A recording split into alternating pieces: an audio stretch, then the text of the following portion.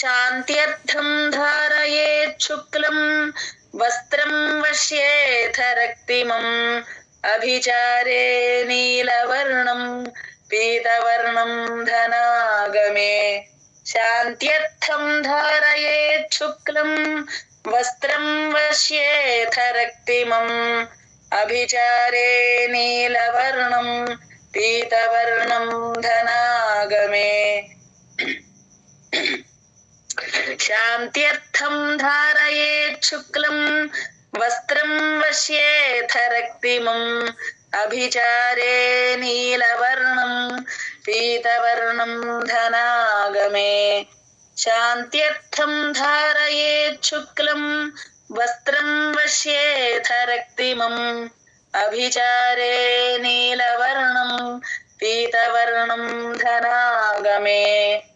शान्त्यर्थं धारयेत् शुक्लं वस्त्रं वश्येथ रक्तिमम् अभिचारे नीलवर्णं पीतवर्णं धनागमे शान्त्यर्थं धारयेत् शुक्लं वस्त्रं वश्येथ रक्तिमम् अभिचारे नीलवर्णं पीतवर्णं धनागमे गुरुभक्तो भवेत् शीघ्रम् गुरुभक्तो भवेत् शीघ्रम् गुरुभक्तो भवेत् शीघ्रम् गुरुभक्तो भवेत् शीघ्रम् गुरुगीता जपेन तु गुरुगीता जपेन तु गुरुगीता जपेन तु गुरुगीता जपेन तु धन्या माता पिता धन्यो धन्या माता पिता धन्यो धन्या माता पिता धन्यो धन्या माता पिता धन्यो धन्या वंश्या जना अपि धन्या वंश्या जना अपि धन्या वंश्या जना अपि धन्या वंश्या जना अपि धन्या च वसुधा यत्र धन्या च वसुधा यत्र धन्या च वसुधा यत्र धन्या च वसुधा यत्र गुरुभक्तः प्रजायते गुरुभक्तः प्रजायते गुरुभक्तः प्रजायते गुरुभक्तः प्रजायते गुरुभक्तो भवेत् शीघ्रम् गुरुगीता जपेन तु गुरुभक्तो भवेत् शीघ्रम् गुरुगीता जपेन तु गुरुभक्तो भवेत् शीघ्रम् गुरुगीता जपेन तु गुरुभक्तो भवेत् शीघ्रम् गुरुगीता जपेन तु धन्या माता पिता धन्यो धन्या वंश्या जना अपि धन्या माता पिता धन्यो धन्या वंश्या जना अपि धन्या माता पिता धन्यो धन्या वंश्या जना अपि धन्या माता पिता धन्यो धन्या वंश्या जना अपि धन्या वंश्या जना अपि धन्या वंश्या जना अपि धन्या धन्या च वसुधा यत्र गुरुभक्तः प्रजायते धन्या च वसुधा यत्र गुरुभक्तः प्रजायते धन्या च वसुधा यत्र गुरुभक्तः प्रजायते धन्या च वसुधा यत्र गुरुभक्तः प्रजायते गुरुभक्तो भवेत् शीघ्रं गुरुगीता जपेन तु धन्या माता पिता धन्यो धन्या वंश्या जना अपि धन्या च वसुधा यत्र गुरुभक्तः प्रजायते गुरुभक्तो भवेत् शीघ्रं गुरुगीता जपेन तु धन्या माता पिता धन्यो धन्या वंश्या जना अपि धन्या च वसुधा यत्र गुरुभक्तः प्रजायते गुरुभक्तो भवेत् शीघ्रं गुरुगीता जपेन तु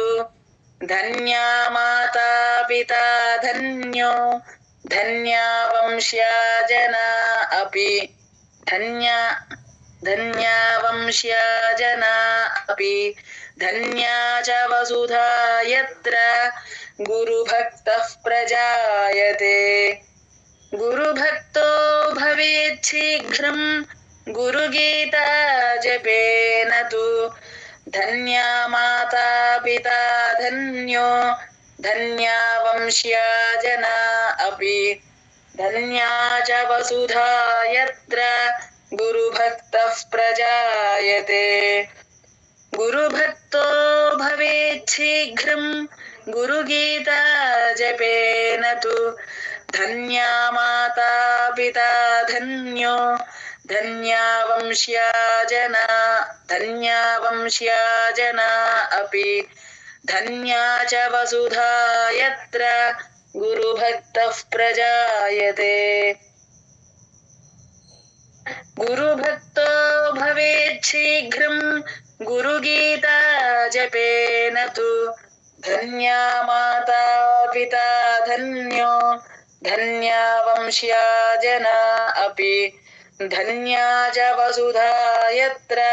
गुरुभक्तः प्रजायते गुरुभक्तो भवेत् शीघ्रं गुरुगीता जपेन तु धन्या माता पिता धन्यो धन्या वंश्या जना अपि धन्या च वसुधा यत्र गुरुभक्तः प्रजायते गुरुभक्तो भवेत् शीघ्रं गुरुगीता जपेन तु धन्या माता पिता धन्यो धन्या वंश्या जना अपि धन्या च वसुधा यत्र गुरुभक्तः प्रजायते गुरुभक्तो भवेत् शीघ्रं गुरुगीता जपेन तु धन्या माता पिता धन्यो धन्या वंश्या जना अपि धन्या च वसुधा यत्र गुरुभक्तः प्रजायते गुरुभक्तो भवेत् शीघ्रं गुरुगीता जपेन तु धन्या माता पिता धन्यो धन्या वंश्या जना अपि धन्या च वसुधा यत्र गुरुभक्तः प्रजायते इदं रहस्यं नो वाच्यम् इदं रहस्यं नो वाच्यम् इदं रहस्यं नो वाच्यम् इदं रहस्यं नो वाच्यम् यस्मै कस्मैचन प्रिये यस्मै कस्मै च न प्रिये यस्मै कस्मै च न प्रिये यस्मै कस्मै च न प्रिये अभक्ते वञ्चके धूर्ते अभक्ते वञ्चके धूर्ते अभक्ते वञ्चके धूर्ते अभक्ते वञ्चके धूर्ते पाषण्डे नास्तिके तथा पाषण्डे नास्तिके तथा पाषण्डे नास्तिके तथा पाषण्डे नास्तिके तथा मनसापि न वक्तव्य मनसापि न वक्तव्या मनसापि न वक्तव्या मनसापि न वक्तव्या गुरुगीता कदाचन गुरुगीता कदाचन गुरुगीता कदाचन गुरुगीता कदाचन इदं रहस्यं नो वाच्यं यस्मै कस्मैचन प्रिये इदं रहस्यं नो वाच्यं यस्मै कस्मैचन प्रिये इदं रहस्यं नो वाच्यं यस्मै कस्मैचन प्रिये इदं रहस्यं नो वाच्यं यस्मै कस्मैचन प्रिये अभक्ते वञ्चके धूर्ते पाषण्डे नास्तिके तथा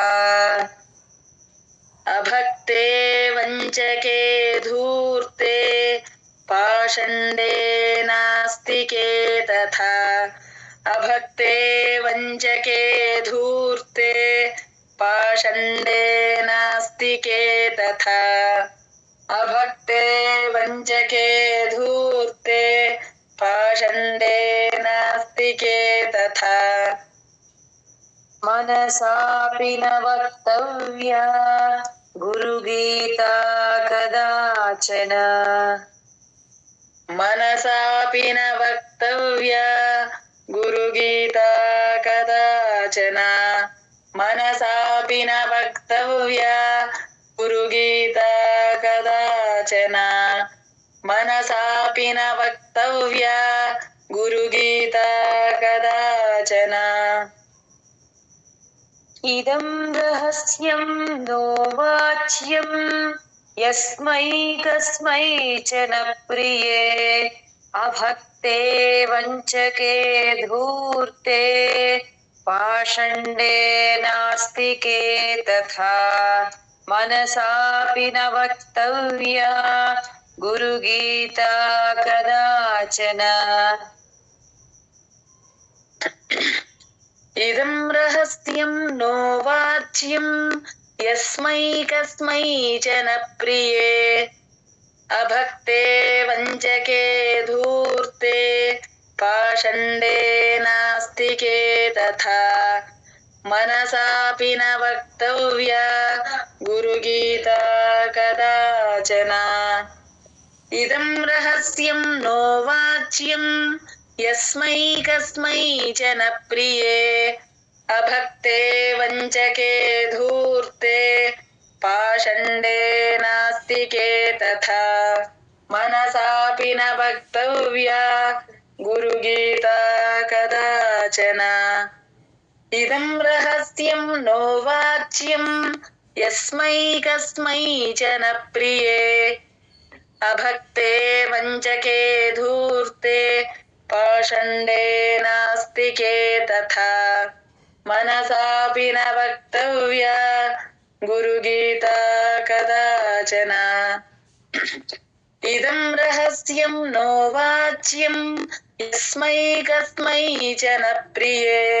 अभक्ते वञ्चके धूर्ते पाषण्डे नास्तिके तथा मनसापि न वक्तव्या गुरुगीता कदाचन इदं रहस्यं नो वाच्यं यस्मै कस्मैचन प्रिये अभक्ते वञ्चके धूर्ते पाषण्डे नास्तिके तथा मनसापि न वक्तव्या गुरुगीता कदाचन इदं रहस्यं नो वाच्यं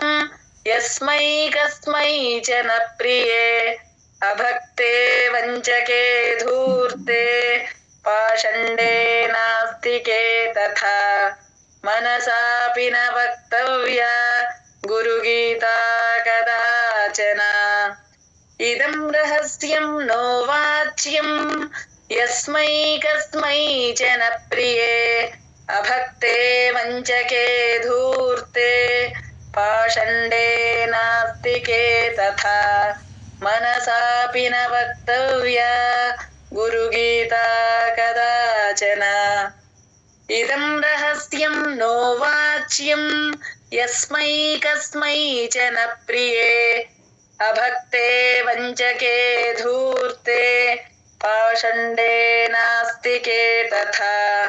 मनसापि न वक्तव्या गुरुगीता कदाचन इदं रहस्यं नो वाच्यं यस्मै कस्मै च न प्रिये अभक्ते वञ्चके धूर्ते पाषण्डे नास्तिके तथा मनसापि न वक्तव्या गुरुगीता कदाचन अत्यन्तपक्वचित्तस्य अत्यन्तपक्वचित्तस्य श्रद्धा भक्तियुतस्य च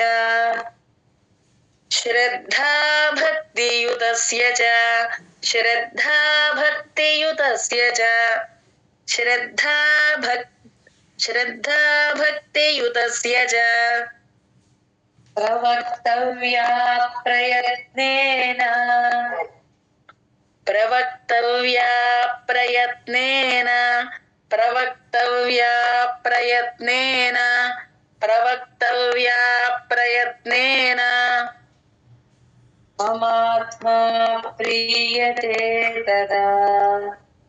ममात्मा प्रीयते तदा ममात्मा प्रीयते तदा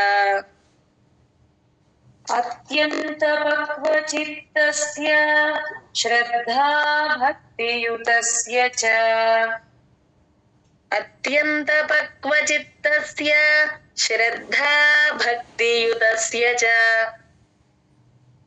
వచ్చిన శ్రద్ధా భక్తియుతస్య చ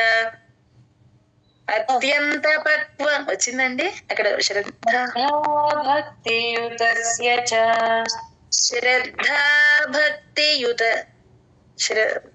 ఒకటే లైన్ లోనేనా అండి భక్తి అన్నది శ్రద్ధా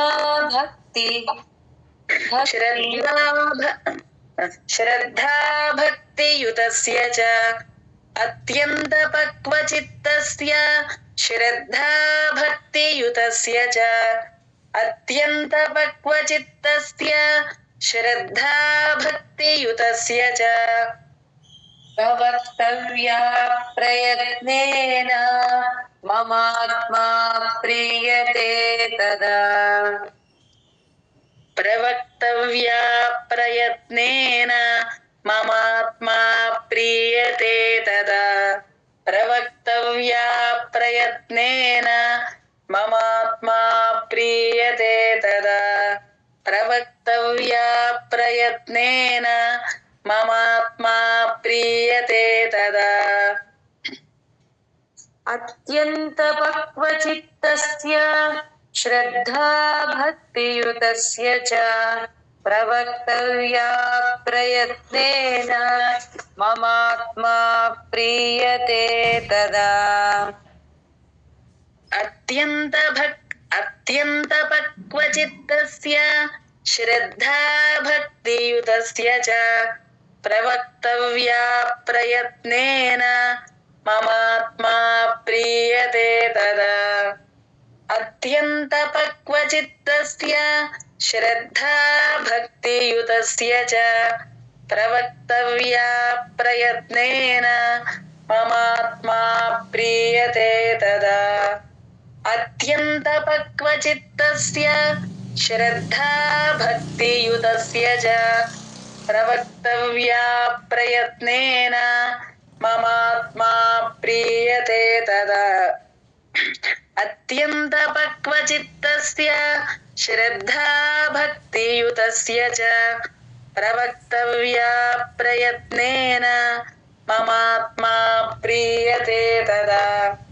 अत्यन्तपक्वचित्तस्य श्रद्धा भक्तियुतस्य च प्रवक्तव्या प्रयत्नेन ममात्मा प्रीयते तदा अत्यन्तपक्वचित्तस्य श्रद्धा भक्तियुतस्य च प्रवक्तव्या प्रयत्नेन ममात्मा प्रीयते तदा अत्यन्तपक्वचित्तस्य श्रद्धा भक्तियुतस्य च प्रवक्तव्या प्रयत्नेन ममात्मा प्रीयते तदा गुरवो बहवः सन्ति गुरवो बहवः सन्ति गुरवो बहवः सन्ति गुरवो बहवः सन्ति शिष्यवित्तापहारकाः शिष्यवित्तापहारकाः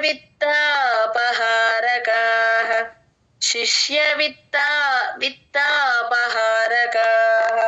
शिष्यवित्तापहारकाः दुर्लभः स गुरुर्लोके दुर्लभः स गुरुर्लोके दुर्लभः स गुरुर्लोके दुर्लभः स गुरुर्लोके शिष्यसन्तापहारकः शिष्यसन्तापहारकः शिष्यसन्तापहारकः शिष्यसन्तापहारकः गुरवो बहवः सन्ति शिष्यवित्तापहारकाः गुरवो बहवः सन्ति शिष्यवित्तापहारकाः गुरवो बहवः सन्ति शिष्यवित्तापहारकाः गुरवो बहवः सन्ति शिष्यवित्तापहारकाः दुर्लभः स गुरुर्लोके शिष्यसन्तापहारकः दुर्लभः स गुरुर्लोके शिष्यसन्तापहारकः दुर्लभः स गुरुर्लोके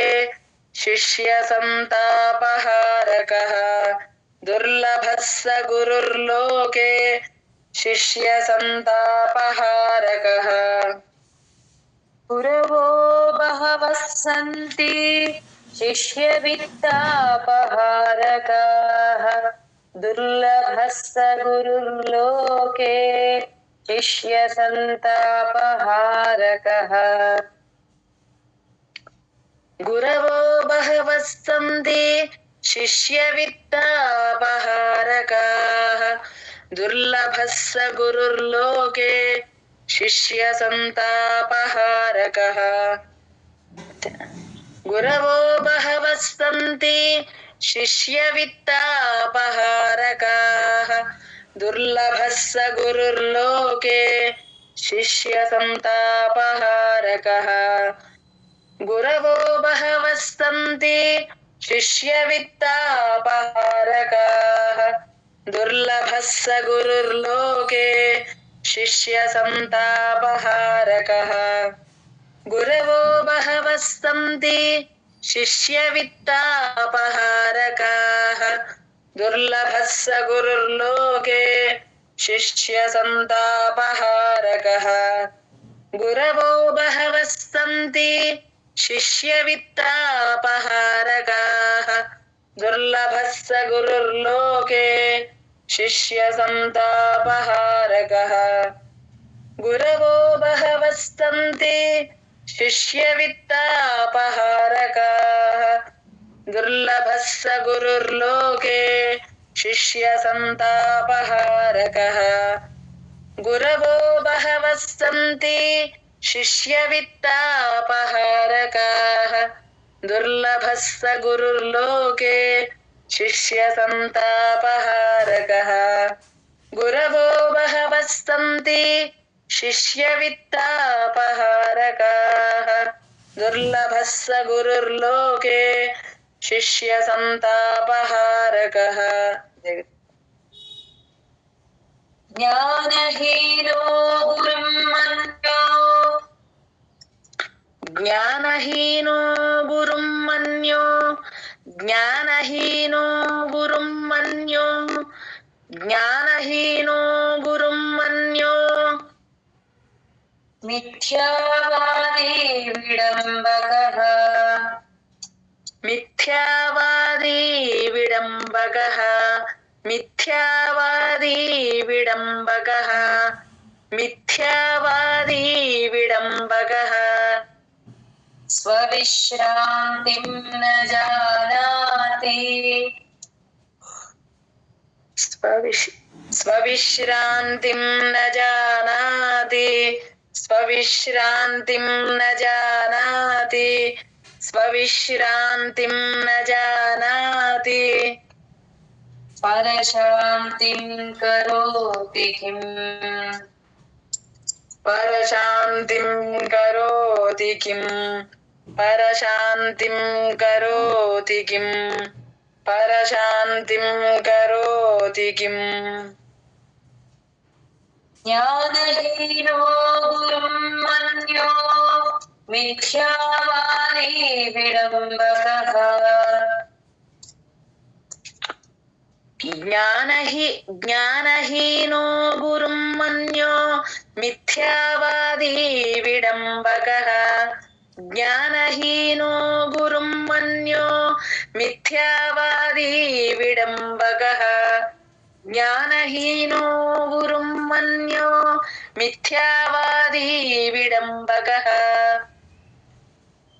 स्वविश्रान्तिं न जानाति परशान्तिं करोति किम् स्वविश्रान्तिं न जानाति परशान्तिं करोति किम् स्वविश्रान्तिं न जानाति परशान्तिं करोति किम् स्वविश्रान्तिं न जानाति परशान्तिं करोति किम् ज्ञानहीनो गुरुं मन्यो मिथ्यावादी विडम्बकः स्वविश्रान्तिं न जानाति परशान्तिं करोति किम् ज्ञानहीनो गुरुं मन्यो मिथ्यावादी विडम्बकः स्वविश्रान्तिं न जानाति परशान्तिं करोति किम् ज्ञानहीनो गुरुं मन्यो मिथ्यावादी विडम्बकः स्वविश्रान्तिं न जानाति परशान्तिं करोति किम् ज्ञानहीनो गुरुं मन्यो मिथ्यावादी विडम्बकः स्वविश्रान्तिं न जानाति परशान्तिं करोति किम् ज्ञानहीनो गुरुं मन्यो मिथ्यावादी विडम्बकः स्वविश्रान्तिं न जानाति परशान्तिं करोति किम् ज्ञानहीनो गुरुं मन्यो मिथ्यावादी विडम्बकः स्वविश्रान्तिं न जानाति परशान्तिं करोति किम् ज्ञानहीनो गुरुं मन्यो मिथ्यावादी विडम्बकः स्वविश्रान्तिं न जानाति परशान्तिं करोति किम् జ్ఞానహీనో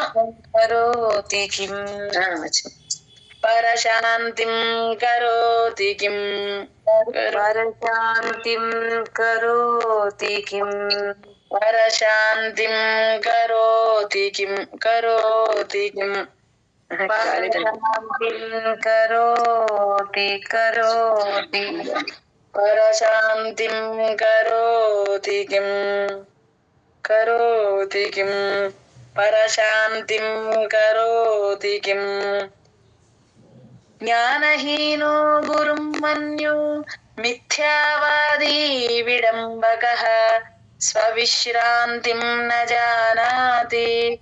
పరశాంతిం కరోతి కిం శాంతిం కరోతి కిం ఒకసారి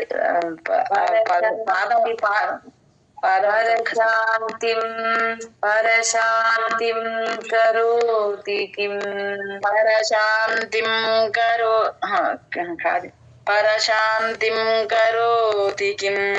పరశాంతిం కరోతి కిం జ్ఞానహీనో గురుం మన్యుం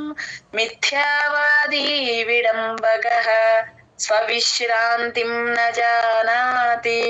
పరశాంతిం కరోతి కిం జ్ఞానహీనో గురుం మన్యు మిథ్యావాదీ విడంబకః స్వవిశ్రాంతిం న జానాతి పరశాంతిం కరోతి కిం జ్ఞానహీనో గురుం మన్యో మిథ్యావాదీ విడంబకః స్వవిశ్రాంతిం న జానాతి పరశాంతిం కరోతి కిం. జై గురు. స్వయం తరితుమక్షమః స్వయం తరితుమక్షమః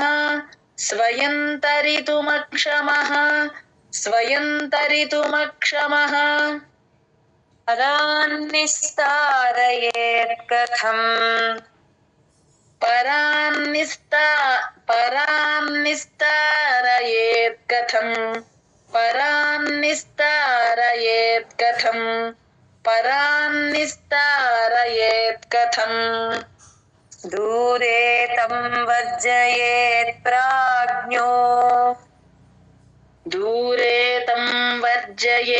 ప్రాజ్ఞో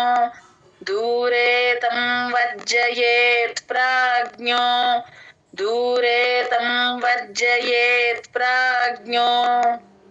ధీరమేవ సమాశ్రయేత్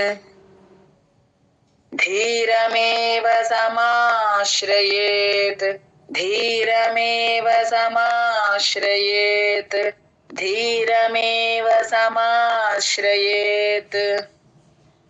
స్వయం తరితుమక్షమః పరాన్నిస్తారయేత్ కథం స్వయం తరితుమక్షమః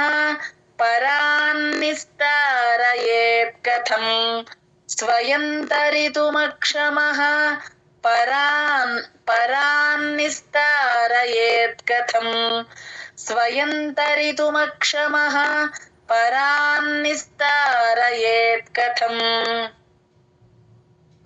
దూరే తం వర్జయేత్ ప్రాజ్ఞో ధీరమేవ సమాశ్రయేత్ దూరే తం వర్జయేత్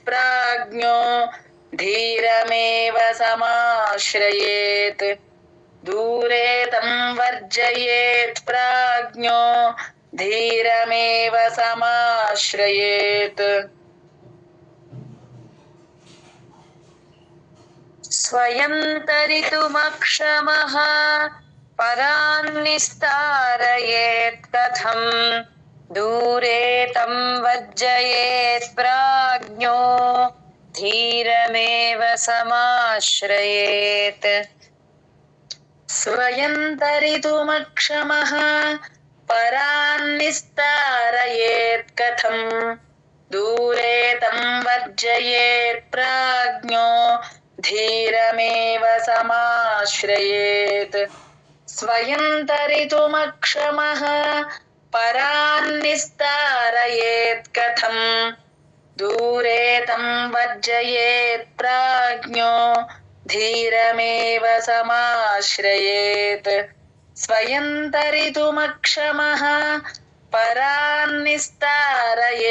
कथम् दूरे तं वर्जयेत् प्राज्ञो धीरमेव समाश्रयेत् स्वयं तरितुमक्षमः परान्निस्तारयेत् कथम् दूरे तं वर्जयेत् प्राज्ञो धीरमेव समाश्रयेत् स्वयं तरितुमक्षमः परान्निस्तारयेत् कथम् दूरे तं वर्जयेत् प्राज्ञो धीरमेव समाश्रयेत् स्वयं तरितुमक्षमः परान्निस्तारयेत् कथम् दूरे तं वर्जयेत् प्राज्ञो धीरमेव समाश्रयेत् स्वयं तरितुमक्षमः परान्निस्तारयेत् कथम्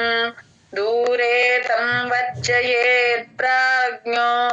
धीरमेव समाश्रयेत् स्वयं तरितुमक्षमः परान्निस्तारयेत् कथम् दूरे तं वर्जयेत् प्राज्ञो धीरमेव समाश्रयेत् स्वयं तरितुमक्षमः परान्निस्तारयेत् कथम् दूरे तं वर्जयेत् प्राज्ञो धीरमेव समाश्रयेत् सच्चिदानन्दरूपाय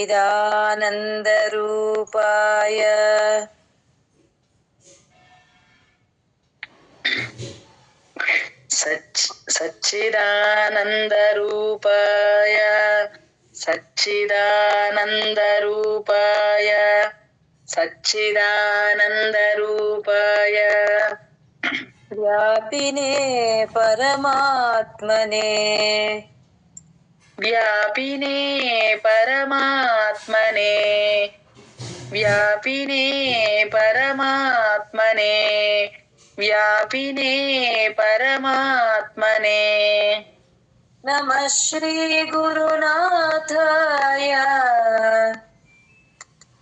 नमः श्रीगुरुनाथाय नमः श्रीगुरुनाथाय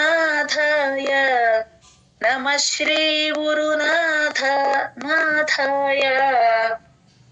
प्रकाशानन्दमूर्तये प्रकाशानन्दमूर्तये प्रकाशानन्दमूर्तये प्रकाशानन्दमूर्तये सच्चिदानन्दरूपाय व्यापिने परमात्मने सच्चिदानन्दरूपाय व्यापिने परमात्मने सच्चिदानन्दरूपाय व्यापिने परमात्मने सच्चिदानन्दरूपाय व्यापिने परमात्मने नमः श्रीगुरुनाथाय प्रकाशानन्दमूर्तये नमः श्रीगुरुनाथाय प्रकाशानन्दमूर्तये ప్రకాశానందమూర్తయే సరిగ్గా రాలేనట్టుందండి కొంచెం చెప్పండి నమః శ్రీ గురునాథాయ నమః శ్రీ గురునాథాయ నాథాయ నమః శ్రీ గురునాథాయ నమః శ్రీ గురునాథాయ नाथ नाथ नमः श्री गुरुनाथाय नमः श्री गुरुनाथाय प्रकाशानन्दमूर्तये नमः श्री गुरुनाथाय प्रकाशानन्दमूर्तये नमः श्री गुरुनाथाय प्रकाशानन्दमूर्तये सच्चिदानन्दरूपाय व्यापिने परमात्मने नमः श्री गुरुनाथाय प्रकाशानन्दमूर्तये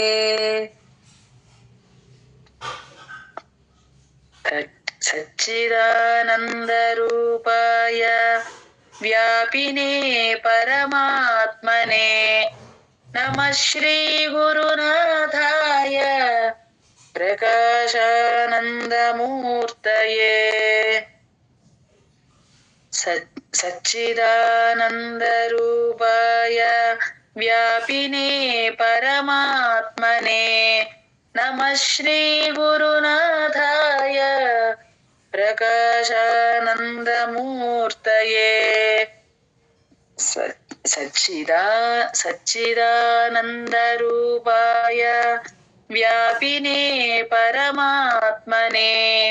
नमः श्री गुरुनाथाय प्रकाशानन्दमूर्तये सच्चिदानन्दरूपाय व्यापिने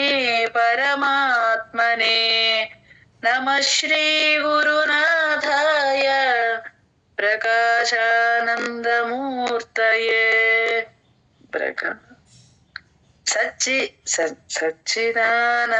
सच्चिदानन्दरूपाय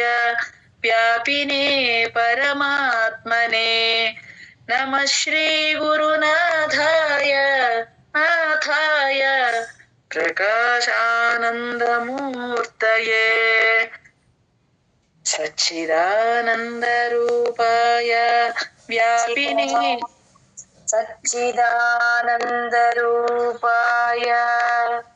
सच्चिदानन्दरूपाय व्यापिने परमात्मने नमः श्री गुरुनाथाय प्रकाशानन्दमूर्तये प्रकाशानन्दमूर्तये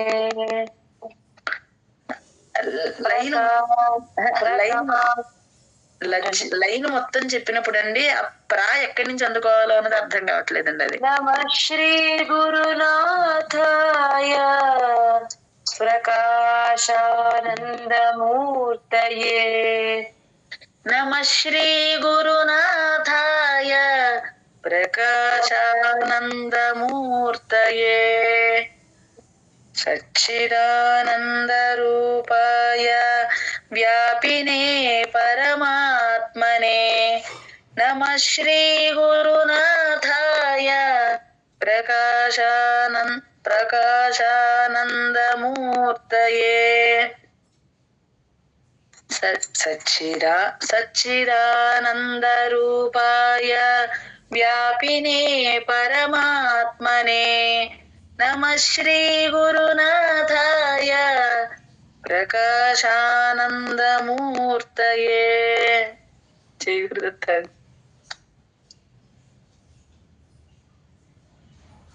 సచ్చిదానందరూపాయ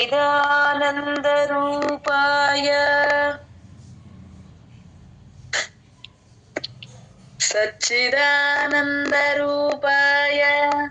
సచ్చిదానందరూపాయ సచ్చిదానందరూపాయ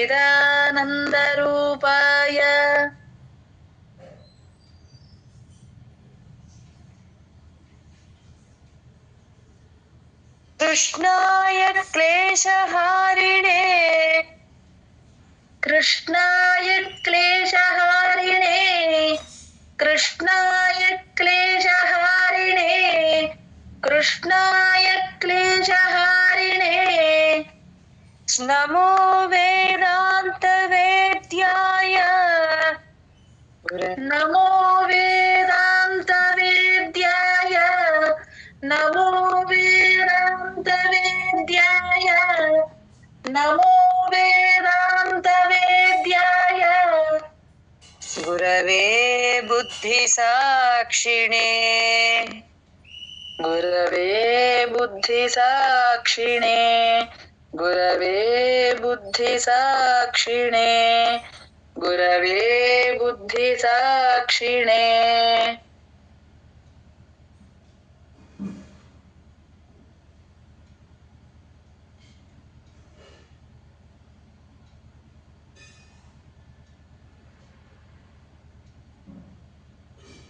గురవే బుద్ధి సాక్షిణే గురవే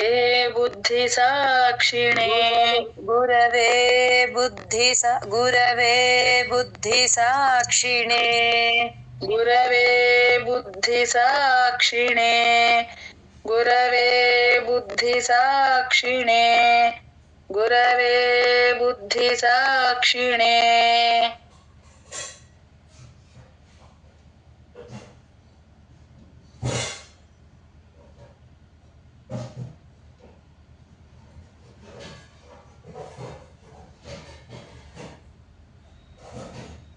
సచ్చిదానంద రూపాయ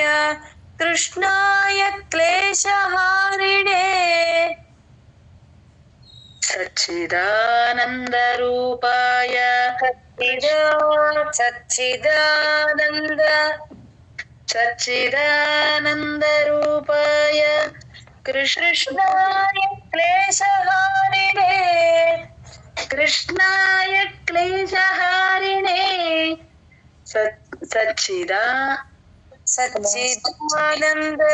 సచ్చిదానంద రూపాయ కృష్ణాయ క్లేశహారిణే సచ్చిదానంద రూపాయ కృష్ణాయ క్లేశహారిణే సచ్చిదానంద రూపాయ కృష్ణాయ క్లేశహారిణే సచ్చిదానంద రూపాయ కృష్ణాయ క్లేశహారిణే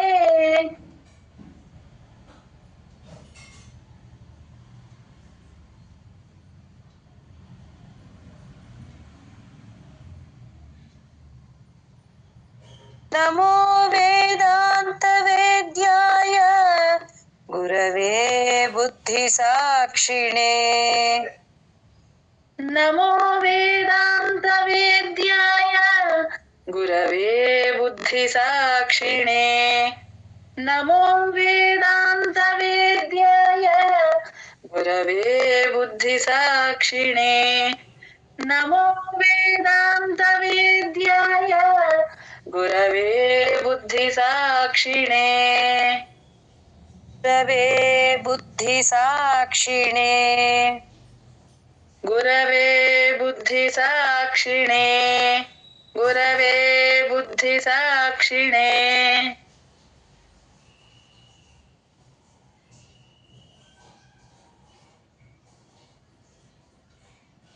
సచ్చిదానంద రూపాయ కృష్ణాయ క్లేశహారిణే నమో వేదాంత వేద్యాయ గురవే బుద్ధి సాక్షిణే గురవే బుద్ధి సాక్షిణే సచ్చిదానంద రూపాయ కృష్ణాయ క్లేశహారిణే నమో వేదాంత వేద్యాయ గురవే బుద్ధి సాక్షిణే సచ్చిదానంద రూపాయ కృష్ణాయ క్లేశహారిణే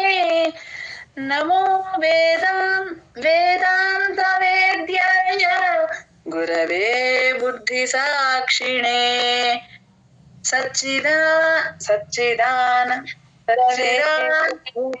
రెండోసారి కూడా చెప్పేసి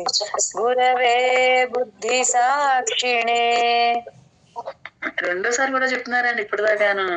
నాకు అసలు నేను మీరు రుద్రకాశ పూలైనా పలుకుతున్నానేమో అని అర్థం కాలేదు. గురవే బుద్ధి సాక్షిణే అదే లేను రెండోసారి. గురవే బుద్ధి సాక్షిణే గురవే బుద్ధి సాక్షిణే గురవే బుద్ధి సాక్షిణి అని 2 సార్లు లాస్ట్ లో. అవును సరేనే. గురవే బుద్ధి సాక్షిణే గురవే బుద్ధి సాక్షిణే సచ్చిదానంద రూపాయ కృష్ణాయ క్లేశహారిణే నమో వేదాంత వేద్యాయ గురవే యాయ నమో వేదాంత నమో వేదాంత వేద్యాయ గురవే బుద్ధి సాక్షిణే గురవే బుద్ధి సాక్షిణే సచ్చిదానంద రూపాయ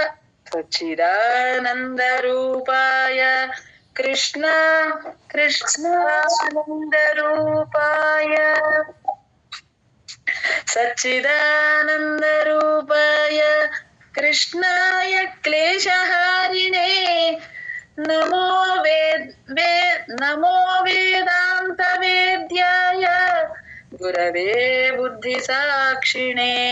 గురవే బుద్ధి సాక్షిణే సచ్చిదానంద రూపాయ సచ్చిదానంద. కొంచెం చిన్నగా చెప్పడానికి లేదండి శ్లోకం? ఆహా సచ్చిదా కాదు, కింద కాదు. సచ్చిదానంద రూపాయ సచ్చిదానంద రూపాయ కాదు కదా, అక్కడ కాదు. సచ్చిదానంద రూపాయ కృష్ణాయ క్లేశహారిణే. నా వల్ల ఉదయం అనిపిస్తుందండి లాస్ట్. రేపు ఇంకొకసారి చదువుతాను. దీని తర్వాత శ్లోకం కూడా ఉంది కదా, దాని కంటిన్యూషన్ 6:35 అయిపోయింది కదా. సరేనండి. ఇది లాస్ట్ శ్లోకం రేపు చెప్పి మళ్ళీ. సరేనండి. జ్ఞానానందమయం దేవం నిర్మల స్ఫటికాకృతిం ఆధారం సర్వ విద్యానాం హయగ్రీవముపాస్మహే.